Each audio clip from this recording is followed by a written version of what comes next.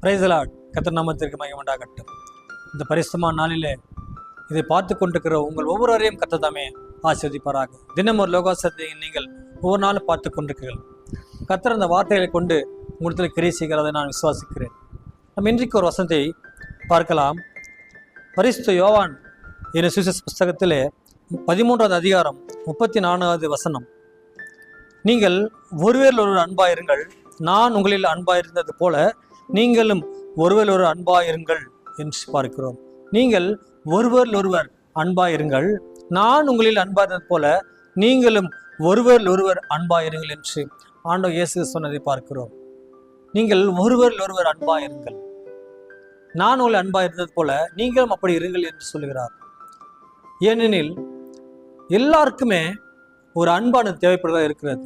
அநேகருக்கு பண தேவைகள் இருக்கலாம், நல்ல வேலைவாய்ப்புகள் தேட இருக்கலாம், அல்லது பொருளாதார தேவைகள் இருக்கலாம், அல்லது நல்ல உடைகள் தேவைப்படலாம், அது இருக்கலாம். ஆனால் ஒரு அன்பானது பணத்தை கொடுத்து வாங்க முடியாது.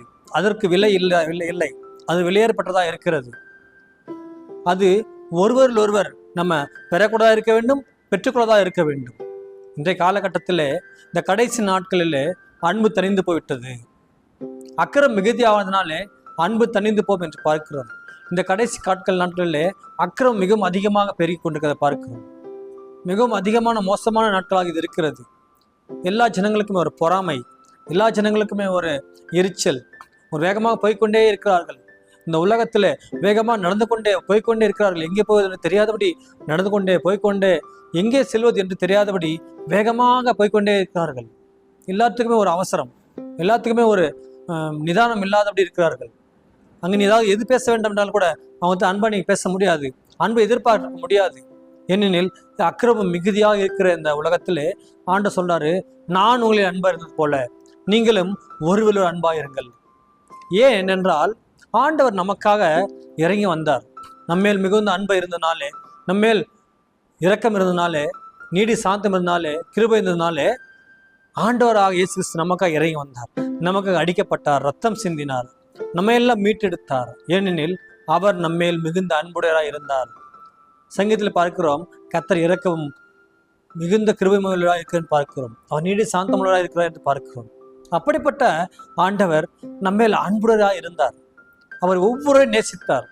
இந்த உலகத்தில் வந்தபொழுது எல்லா ஜனங்களும் மேல் ஒரு கரிசனுடையராக இருந்தார், ஒரு அன்புடையராக இருந்தார், அன்பு செலுத்தி கொண்டே இருந்தார். நான் இப்படி அன்பா இருந்த போல நீங்களும் ஒருவர் இருங்கள் என்று சொல்லுகிறார். ஆண்டவர் எப்படி இருந்தாரோ அப்படிதான் நம்ம எல்லாம் இருக்க சொல்லுகிறார். நான் பரிசுத்தர், நீங்களும் பரிசுத்தராக இருங்கள் என்று. நான் தாழ்மையுள்ளவனாய் வந்தேன், நீங்களும் தாழ்மையுள்ளவராக இருங்கள் என்று. இப்படி ஆண்டவர் எப்படி இருந்தாரோ அது போல தான் நம்மையும் இருக்க சொல்லுகிறார். அப்படி இருப்பதுதான் அவருடைய சித்தமாக இருக்கிறது. நான் எப்படி ஊழியம் செய்தேன் அது போல் நீங்கள் ஊழியம் செய்யுங்கள். நான் எப்படி பரலோகத்தை குறித்து சொல்ல வந்தேன் அது போல் நீங்களும் பரலோகத்தை சொல்லுங்கள்.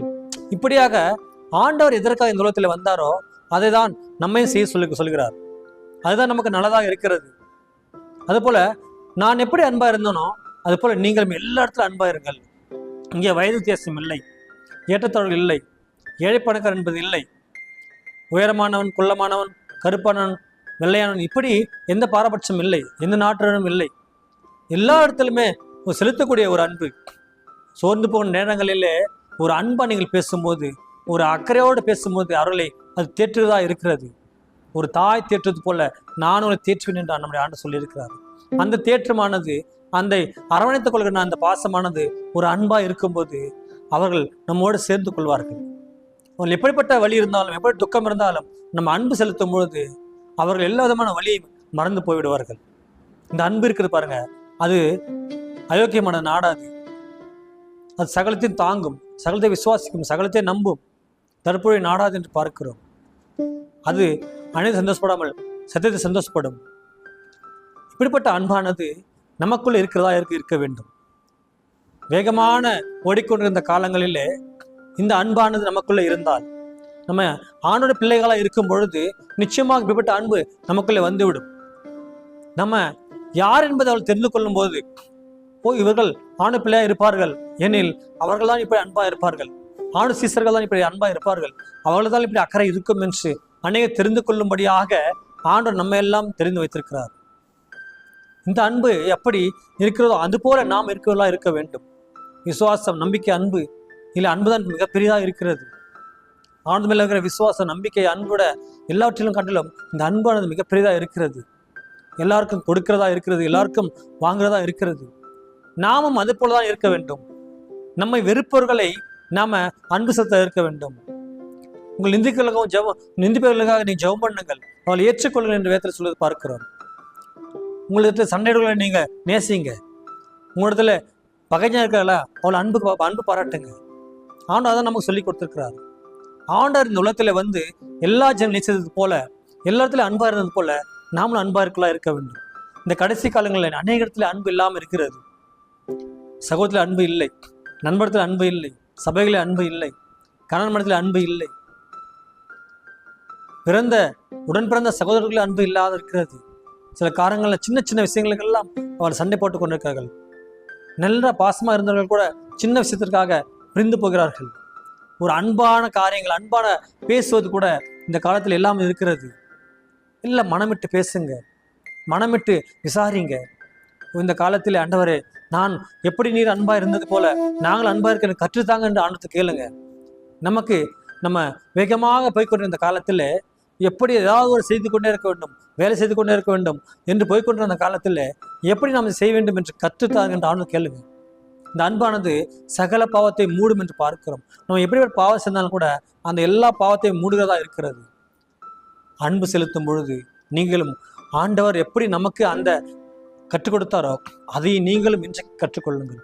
ஆண்டவர் கேளுங்க, ஆண்டவர் என்னை கற்றுத்தாங்க தகப்பன், நான் எல்லா இடத்துல அன்பா இருக்கிறேன்ப்பா, நீ எப்படி அன்பா இருந்தோ அது போல் நாங்கள் அன்பா இருக்க எனக்கு உதவி செய்யுங்கன்னு ஆண்டவர் கேளுங்க. இந்த பரிசு நாளில் நீங்கள் எல்லாத்தையும் அன்பா இருப்பீர்கள் என்று நான் விசுவாசிக்கிறேன். கர்த்தர் தாமே இந்த வசதி ஆசீர்வதிப்பதாக. நாம் ஜெபிக்கலாமா?